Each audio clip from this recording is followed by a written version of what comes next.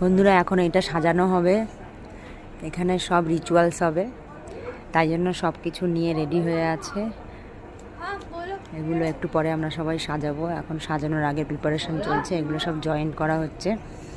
Joint করে তারপরে এগুলো দেখো সব ডেকোরেশনের জন্য জিনিস রাখা হয়েছে, এগুলো দিয়ে আমরা সাজাবো।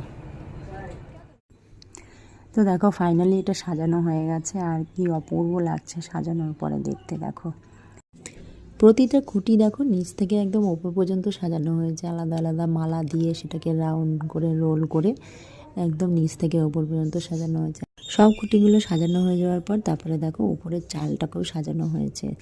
বিচুলি দিয়ে যে চালটা সুন্দর করে তৈরি করা হয়েছিল, সেখানে এতক্ষণ ধরে যে আর্টিফিশিয়াল জিনিসগুলো এনে রাখা ছিল সাজানোর জন্য, সেগুলোকে আগে জয়েন্ট করে নিয়েছি, তারপরে আস্তে আস্তে ওপরে সাজিয়ে দিয়েছি।